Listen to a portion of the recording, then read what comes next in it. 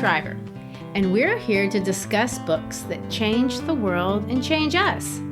Don't forget, if you enjoy our work, please give us a rating, a comment, maybe both with your podcast provider. Also, share an episode with a friend. That's the only way we grow. And I'm Gary Shriver, and this is the How to Love Lit podcast. This is our fourth episode exploring the Shakespearean world of Romeo and Juliet. In week one, we met our author, William Shakespeare, and introduced the play through the iconic sonnet that sets the scene. In week two, we explored the political world of Verona. We met our feuding families and introduced the star-crossed lovers, Romeo and Juliet, and ending by reading the beautiful words spoken to and from that glorious balcony where lovers to this day still come as pilgrims. However, last week, Christy tried to destroy all of our fantasies of love at first sight and passionate adolescence by introducing an alternate reading of this famous passage and presenting a theory that Juliet is a young adult exerting power on the universe and changing a fate prescribed to her by her parents. And it's not that she's not in love with Romeo, or so you propose. It's that love is secondary to self-preservation, or at least aligned with it. And Romeo is an extremely good-looking young man, emphasis being that he's her own age. And that helps. She's facing the prospect of life with an old geezer. And however, we didn't end there. We ended our discussion with life in Verona taking a darker turn. There's a street fight that got out of control. 2 people are dead, Mercutio and Tybalt. Romeo and Juliet, although technically married, have a huge problem. Romeo is the murderer. Never good. The prince, in an effort to be merciful, has banished him from Verona, and he's basically on the run. So we've left our story with our heroine in a tizzy.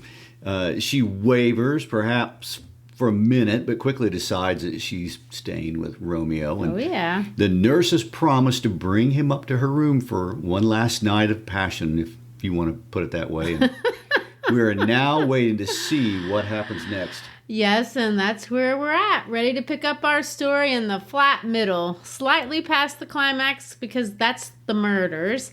And there is so much to say. In fact, so much so, I really get overwhelmed thinking about what I should do, because I don't want to just talk and talk and talk, but still I never feel like I'm doing justice to the text. Well, that's okay. There are literally millions of people who've been studying Shakespeare's text and trying to come to terms with it. I know. There's hundreds of years. And let me just give you a taste of what we're talking about. That's some fun facts. So one of the things that Shakespeare made a big deal about, and we've made a big deal about it too, is the fact that Juliet is so young, between 13 and 14.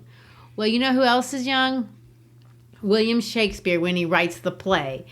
This is one of his earlier plays. And this, of course, is just me hypothesizing, maybe running my mouth. But I think it is kind of funny because I think he's showing off a little bit here. By the time you get to Hamlet, he's much more subdued and much more serious. But this is what I mean by showing off. Let's go back to Juliet's age. So Shakespeare is clearly making her way too young so that no one can miss the fact that she's supposed to be married. Not even her father. Capulet tells Paris that she is too soon marred are those so early made, meaning you get messed up if you get married that early, Paris. But Shakespeare is going to play around with this number 14, 13 to 14, for the rest of the play, because number symbolism was a really popular thing to do at the time. So look at all these weird things. Juliet's name has 13 letters. She's the 13th character to enter the stage. Romeo refers to her by name 14 times. There are 13 proper names on the Capulet's list to the ball, 14 males. Sonnets have 14 lines. Romeo's kiss to Juliet is between the 13th and the 14th line that he speaks to her. The play begins on July the 14th, a fortnight and 3 days before Lammas Day, and concludes 13 days short of Juliet's 14th birthday. There is a major event in the play that occurs every 14 hours, beginning with Romeo meeting Juliet, then 14 hours later, they're married. 14 hours later, something else happens, and this goes on and on and on until they're dead. Well, I hope that satisfied the most hardcore nerds in literature because somebody had to find that information. And I don't know what's weirder, that Shakespeare did that or that someone took the time to figure all that out. I mean, but what does it mean? I have no idea what it means. I've read articles saying it reflects an indictment of her age. Some people say it's a reflection on the form of the sonnet, which gives it an emphasis on true love. But like I said, I think it's just Shakespeare showing off. Look what I can do. But who knows? One thing that I think we can say for sure, and I really do think this, is Shakespeare clearly loves Juliet. And she is at the heart of this play way more than Romeo. And I find that sweet because I like Juliet. And I don't say that about a lot of Shakespeare's women. I definitely don't like Ophelia from Hamlet. I don't like either one of the Julius Caesar ladies, as you probably could tell when we read that play. They're weak, but Juliet is not. And that brings us to our starting point, because when we open up scene 3, we don't see Juliet. We finished the last episode with a strong Juliet, but we're going to open up today with this dweeby, noodle-brained Romeo. He's hiding in Friar Lawrence's cell, and Friar Lawrence is trying to explain to him that banishment isn't the end of the world. He can stay there for a bit, let the whole thing blow over, let the marriage come out, and they'll get things sorted. Of course, there is a bit of foreshadowing in the lines, Romeo, affliction is enamored in thy parts, and thou art wedded to calamity. But that goes over everyone's head at the time. Well, I will say Romeo is a bit dramatic with the whole, I'm going to pull out my sword and kill myself routine. And he says, tell me, friar, in what vile part of this anatomy doth my name lodge? Tell me that I may sack the hateful mansion. I know. But the priest does know how to cheer him up. Happiness courts thee in her best array, but like a misshaven and sullen wench thou poutest upon thy fortune and thy love. Take heed, for such die miserable. Go, get thee to thy love, as we decreed. Ascend chamber hence and comfort her. There's a euphemism for you. But look, thou stay not till the watch be set, for then thou canst not pass to Mantua. So you got your one night, and then you got to get out. Which, by the way, in any case, if anyone is wondering, Mantua is only about 20 miles away, which is not a disastrous distance, and definitely not an infinite distance. No. But you couldn't tell by Romeo's reaction. It does seem, though, that a quick stop at Juliet's is enough to help him get over the edge of his despair. He replies, after all the whining, how well my comfort is revived by this. And so he seems to be cheered up. He's been revived. Well, which is more than we can say for sweet Juliet. She really is in trouble. Ironically, this is dramatic irony, we, the audience, know that way more than she does. Her father has had a sudden change of mind. Not only is she going to be forced to marry Paris against her will, which, if you remember, initially he was not going to do that, but he's going to do it on Thursday. And then he goes, well, I would do it Wednesday, but that's rushing things. Well, good. 24 hours makes it appropriate. Yes, it does. Well, true. I'd say Juliet is unaware. When we see Juliet, she's in the throes of love, and this is the scene everyone remembers from watching the movie in the school, the brief nudity. Back when such things didn't happen. That's back when that kind of thing was not done. What year was that made? In the 60s? Well, I didn't see it in the 60s, obviously, but... I didn't say you had to be there for it. They still have it around. I know. I remember, though, showing this movie in class with a VCR, and I would be very strategic about fast-forwarding, horrified that the principal would walk in at the quite scandalous moment. Well, this scene is such a contrast. I mean, you have the passionate goodbye of the lovers, and then this really abrupt cruelty of her dad. I know, and I do want to talk a lot about these daddy issues, but before I want to talk about the birds. They're so important. The lark is the bird that sings in the morning, apparently, and a nightingale is a bird that sings at night. Again, City Girl Hill wouldn't be able to know that. But anyway, Romeo and Juliet hear birds, and Juliet is bemoaning the fact that Romeo has to go. I will say again, we see that Juliet has to be the practical one. Romeo does all this, let me be taken, let me be put to death. I'm not sure he really means that, but maybe he does. Let's look at the passage and kind of read it out. So I guess you're saying Romeo's the more dramatic of the two. I find him to be. All right, well, I'll read his lines.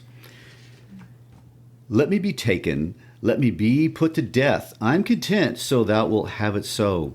I'll say yon grey is not the morning's eye, 'tis but the pale reflex of Cynthia's brow, nor that is not the lark whose notes do beat.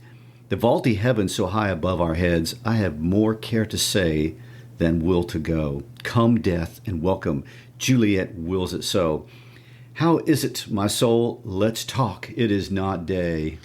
It is. Hie hence, be gone, away. It is the lark that sings so out of tune, straining harsh discords and unpleasing sharps. Some say the lark makes sweet division. This doth not so, for she divideth us. Some say the lark and loathed toad changed eyes. Oh, now I would they have changed voices too, since arm from arm that voice doth us affray. Hunting thee hence with hunts up to the day. Oh, now be gone. More light and light it grows. More light and light, more dark and dark our woes. Again, we see light, light, dark, dark. I've talked about all the contrasts in this play, starting with light and dark, but then life and death. But I want to take a minute to think about just a little bit more. There's so many contrasts, and they're obvious and they're large in this play. We have Juliet versus Romeo, Montague versus Capulet, male versus female, sexual violence versus sexual affection, love versus hate, age versus youth, tragedy versus comedy, reality versus dreams, public life versus private life. This is a play of foils, of contrasts, of extremes. Think about the characters. There's just so many pairs. Benvolio versus Tybalt. Juliet has two moms. Juliet has two lovers. The contrasts are so stark, and we're just getting ready to hit a big one. There really is something to notice here. And when you think back to the prologue, he sets this up. I told you, authors do this always in their first lines. Two households, both alike in dignity. Then later it says, from forth the fatal loins of these two foes, a pair of star-crossed lovers take their life. I'll comment more on that later, but it's something to think about as we move forward towards the fast approaching, fast-paced end of the play. The doubles are not just in the contrast. There's doubles everywhere. And if you've noticed, we even read doubles. They're in the actual words. He keeps repeating things like more light, more dark, all the time. Well, between the numerology and the contrasts, he is showing off. It's hard to cram that much into a short story, but why are there so many doubles? Why so many twos? Why so many contrasts? Why is that a thing? I know. Well, I think it's a little bit more deep or more thematic oriented than just the numerology, which I think might be kind of silly. But we see it in the famous last words here again. And I do want us to read the last words that Romeo and Juliet say to each other as he gets ready to leave. They're sad for their own sake. Romeo, and you can visualize this in your mind, he's climbed down the rope and he's looking up, and she's looking down from the balcony. All this foreshadowing. And then this line, oh God, I have an ill-divining soul. Methinks I see thee, now thou art so low as one dead in the bottom of a tomb. Either my eyesight fails or thou lookest pale. And trust me, love, in my eyes so do you. Dry blood drinks our blood. Adieu, adieu. Oh. The first word Juliet says after Romeo leaves is again in pairs, and the last word that he said was in pairs. Oh, fortune, fortune, all men call thee fickle. If thou art fickle, what dost thou with him that is renowned for faith? Be fickle, fortune, for then I hope thou wilt not keep him long, but send him back. She's talking about fortune bringing Romeo back to her, but there's a lot of duality here. Look at all the alliteration and the repetition. In fact, and this is really going to get into nerdy scholarship It's thing all right. again. Shakespearean nerds appreciate it. I know, but there's this guy named Robert Watson, and he did this. He ran the stats on this. 1% of the words in this play are actually in pairs like this. These double words are just all over the place. And then if you combine that with all the oxymorons, we've pointed out some of those, and the contrast, there is no Shakespearean play that even comes close to having as many doubles or contrasts is this one. And it's something to notice, it's something to think about, it's something to think. Shakespeare never speaks in cliches. So when he's leading us somewhere, we have to wonder where he's taking us with all these not just double words, but with duplicitous talk and double meaning and even a double life. Let's read these lines that change the story for Juliet. So Romeo has left and the mom comes in. I'll read Juliet and you read the mom, and see all the double speak here, the deliberate deception. Her mom thinks she's wailing and crying about Tybalt, but it's ironic. We know as readers, we know it's all fake. It's duplicitous, but it's mysterious why he writes this way. Something to wonder about. Well, shall we read? Shall we read? We shall. How about Acts 3, Scene 5? I'll read Juliet if you'll read the mom. Okay, I'll do my best. Ho, daughter, are you up? Who is it that calls? Is it my lady, mother? Is she not down so late or up so early?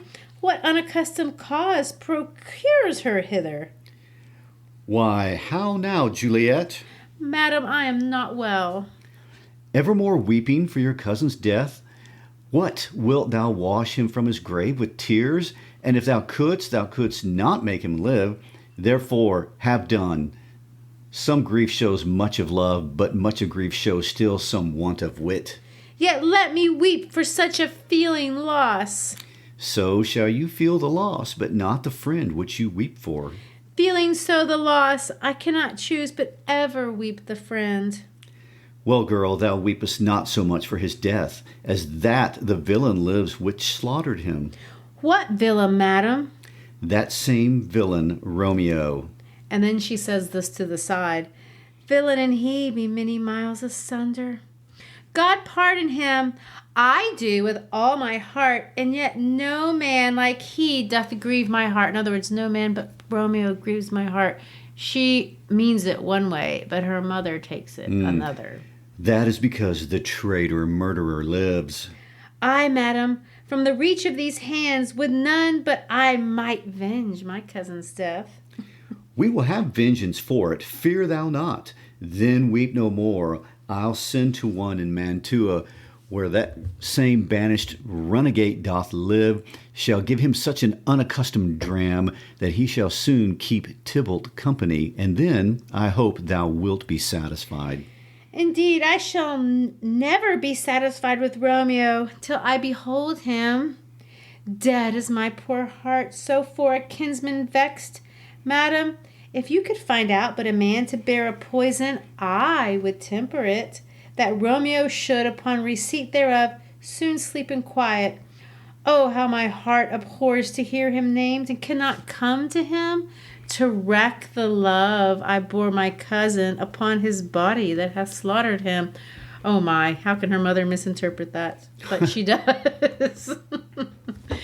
And then, when the dad comes in, it goes from bad to worse, because her mother is just a little bit scolding, but she goes on to say that she's not going to want to marry Paris, and then it gets really dark. Let's read those lines. You read the dad, and I'll read Juliet. Soft, take me with you, wife. How will she none? Doth she not give us thanks? Is she not proud? Doth she not count her blessed? Unworthy as she is, that we have wrought so worthy a gentleman to be her bridegroom. Not proud you have, but thankful that you have. Proud can I never be of what I hate, but thankful even for the hate that is meant for love. How? Chop logic, what is this? proud, and I thank you, and I thank you not, and yet not proud Mistress Minion. You thank me, no thankings, nor proud me, no prouds, but fettle your fine joints against Thursday next, to go with Paris to St. Peter's Church, or will I drag thee on a hurdle thither? Out, you green sickness carrion, out, you baggage, you tallow face. Fie, what are you, mad? That's what the wife says. But then Juliet says, good father, I beseech you on my knees, hear me with patience, but to speak a word. Hang thee, young baggage, disobedient wretch. I tell thee what, get thee to church on Thursday, or never after look me in the face. Speak not, reply not, do not answer me. My fingers itch. Wife, we scarce thought us blessed, that God had lent us but this only child. But now I see this one is one too much. And what we have, a curse in having her. Out on her, Hilding. Well, and Hilding, for those of us who don't speak Middle English or whatever, means you good for nothing. Wow. It's mean. Well, the language is abusive. I mean, it's extreme and just really unjustified. And what has changed that merits such an about face? I mean, why such haste? Why such impulsivity that makes a man talk to his young daughter with such rage and violence? And it is rageful. Yes, and Romeo and Juliet are talking stars and fate, but we see here it's really character, not fate, that's pushing people to extremes. You talked in the beginning about adults not acting like adults, and that being the whole problem with this community in Verona. And I think the argument could be made that poor impulse control, something that is considered a childish trait, is really the villain here. The dad has abandoned his daughter. The mother has abandoned her daughter. And finally, even the nurse has abandoned Juliet. And Romeo has waltzed off and left her. Juliet is totally alone at this point in a play. And I can't think of a way for a young teenage girl to be more isolated than this. I like the way you phrase that, because that's another thing that's really unusual about this play. There is no villain. Not really. In literature, we think of conflicts in terms of man versus man, like an external conflict, but we've killed off Tybalt, the only human antagonist that was really stirring things up. So then we say, well, maybe it's man versus himself. And you can say that, and I've kind of made a little bit of fun of Romeo for being so extreme, maybe even hapless at times. And I'm not sure I would want, my daughter's getting involved with Romeo, but he's definitely not a villain. And the things that he does are understandable. Who is the villain? Is it the father? I don't know. Is it fate itself? The prologue hints that it's fate, but it also hints that the antagonist is something else, and that it's just being disguised as fate. There's always been one line in the prologue that has bothered me, and I know I keep referring back to the prologue, but like I've told you before, and I really get into this in the first episode of The Scarlet Letter if you want to hear that lesson, but I contend that authors really try to tell you something important in the first line or two of the play, and that's undoubtedly true in this one. But the final line of that initial sonnet is this: which, but their children's end naught could remove, is now the 2 hours' traffic of our stage, with which, if you with patient ears attend, what here shall miss, our toil shall strive to mend. What's bothered me about those lines is that the idea that you could do this play in 2 hours. I can't even teach it in a month. It's not possible to do this play in an hour. Now, I know that Elizabethan people were more auditory and probably they were talking faster and they didn't have intermissions, but I just have never conceived how it could be possible to do this play in an hour. And then I heard this one guy say, well, maybe it's not supposed to be 2 hours. Maybe it's kind of a metaphor for something. And that makes sense to me. This play is about rushing through things. It's about rushing through decisions. It's about impulsivity. And he says, patient ear attends, you'll understand. And maybe there's something there. Well, Romeo and Juliet are rash and they are impulsive. That's understandable, really. I mean, they're teenagers and they're beautiful and in love and in lust and whatever you want to call it. And it makes sense and it doesn't hurt anyway. But in fact, who are we to judge passion when it's an expression of youthful idealism? I mean, we've glorified that all through the ages. Oh, that's one of the great things about being young, and you aren't jitted yet. And it reminds me of the classic cliche that it's too bad that youth is wasted on the young. Well, and it's just what's so fun about being love, and it's fun what we love about, young movies. That's all true. But when you think about the adults, they're also so impulsive. I mean, why is Friar Lawrence marrying them? Then Capulet rushing off to marry his daughter. Then Friar Lawrence again coming up with this strange and very impulsive solution. With each impulsive decision, we see things escalate, and they're going to escalate to the place that they get out of control.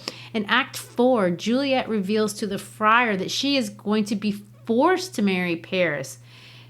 He's empathetic, but she's very emphatic that this is not going to happen. She says this, "Oh, bid me leap rather than marry Paris from off the battlements of any tower or walk in thievish ways.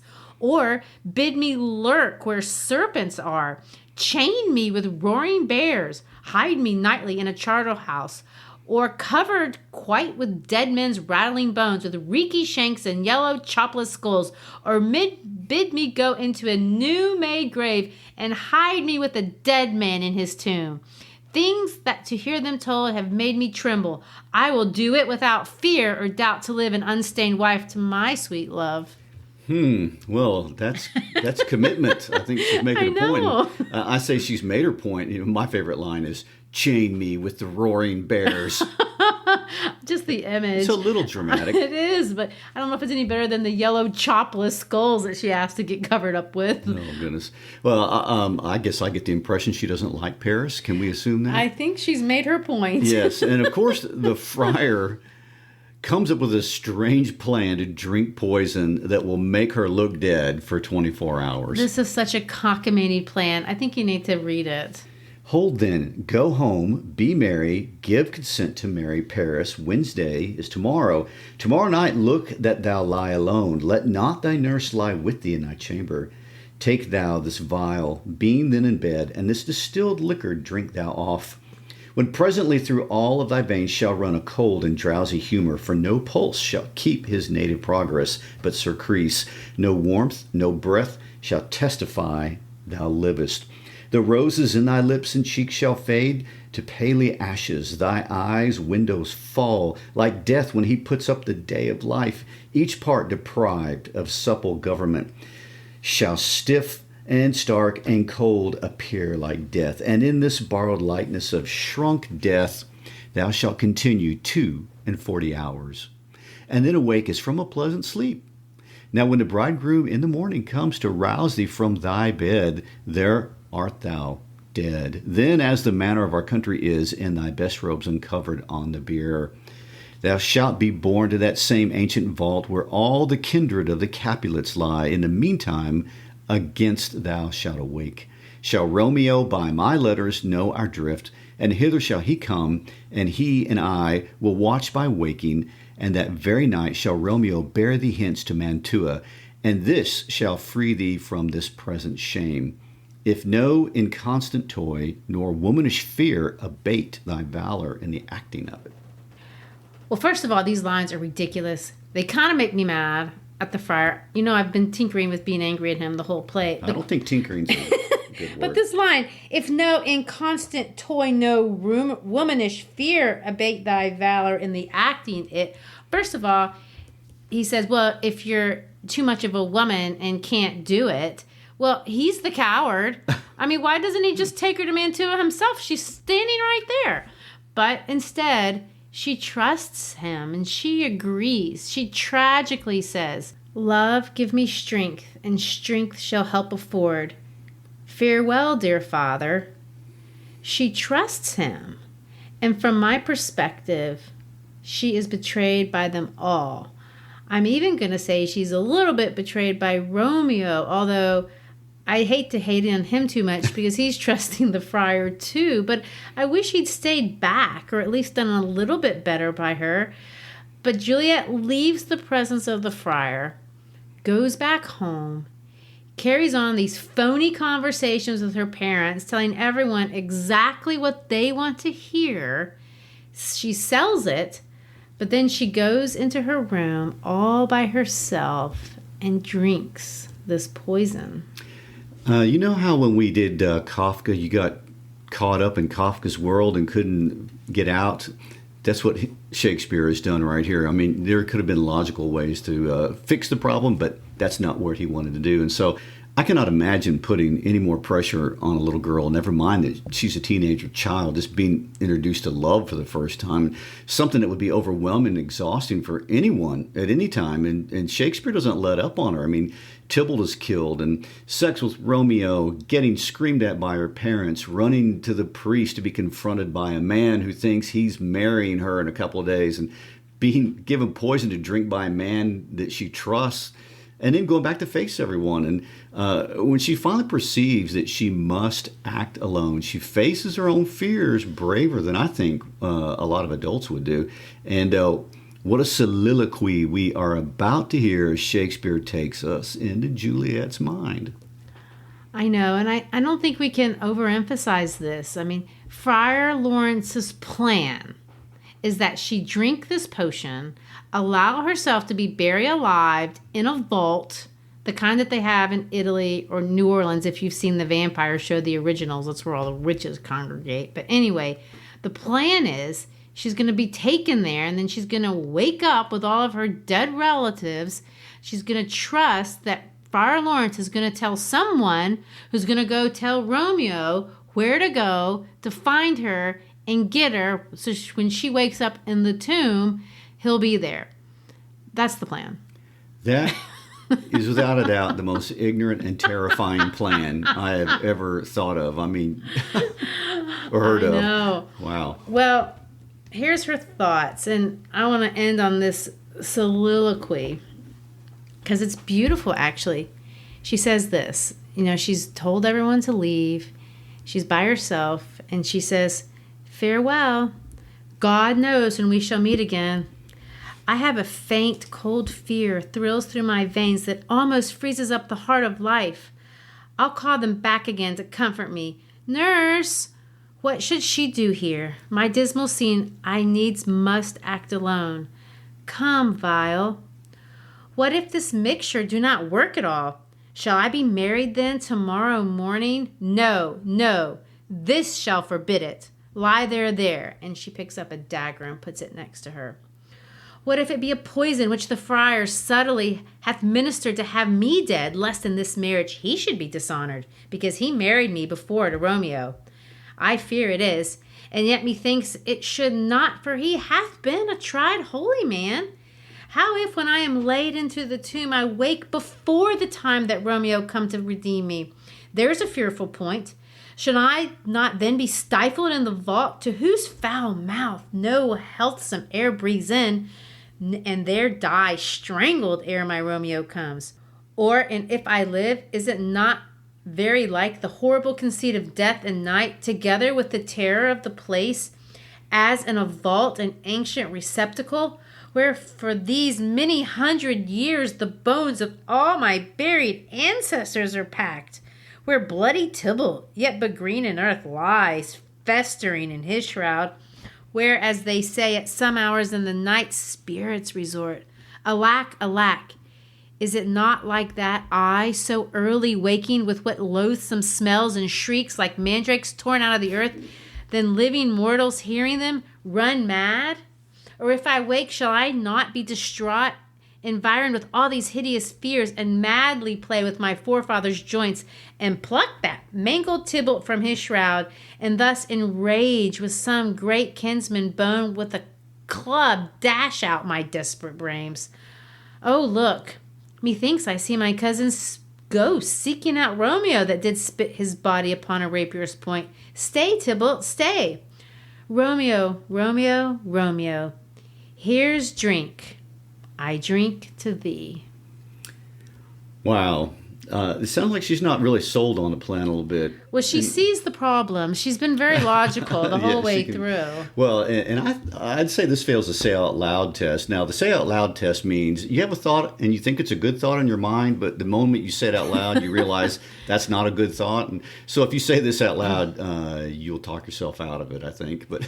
And yet she says it out loud. She thinks at the end, I could be crazy and bust my own brains out, and yet she drinks. She does it not because she doesn't understand. She does it because she's desperate. She takes the only risk that she sees she can. It's the only hope that she can find. But of course, we, the audience, are forced to ask this question. Is this really your only option? Right. All this double talk, double speech, all the rushing, all this impulsiveness. Isn't this a little bit too much? Well, I mean, we can't know the answer to that question by the end of Act 4. As you might expect from such a concocted plan, the end of Act 4 is total chaos. And so far, all is going to plan. When a family finds Juliet, they all regret what they did. The nurse, her mom, her dad, lots of repetition. Look, help, she's dead. Oh, woeful, woeful day. To murder, our solemnity, oh child. And then we saw another weird contrast as Capulet pronounces, all things that we ordained festival turned from their office to black funeral. Our instruments to melancholy bells. Our wedding cheer to a sad burial feast, our solemn hymns to sullen dirges change, our bridal flowers serve for a buried corpse, and all things change them to the contrary. Yes, because they were planning a wedding, and when they walk in, she's dead. Now they have a funeral, and of course the preacher's there. Right. Well, of course, Friar Lawrence, who knows all of this is a fake, says all these very comforting but cliched lines. And heaven in yourself had part in his fair maid. Now heaven hath all, and all the better it is for the maid. Sort of like, well, she's in a better place. She's fine. Friar Lawrence, that guy. I mean, he's not a bad person, for sure, but he's just so dang irresponsible.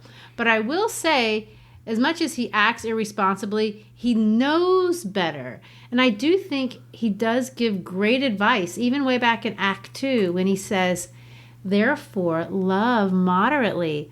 Long love doth so, too swift arrives, as tardy as too slow. And then again he says, wisely and slow, they stumble that run fast. Next week, we're going to see more stumbling and more running, nothing moderate, as we get to the tragic conclusion of everyone's favorite Doomsday Love Story. Doomsday Love Story. That's the subtitle, apparently. Okay. Well, thanks for being with us today. Make sure you follow us on our Instagram page and on our Facebook page. We post all kinds of information there. Also, check out our How to Love Lit podcast page. You have access to all of the episodes that we have done, which are quite a few by now. You have teaching materials. You can even check out some of the comments that we're getting from listeners that we really, truly appreciate. Thanks for being with us. Peace out.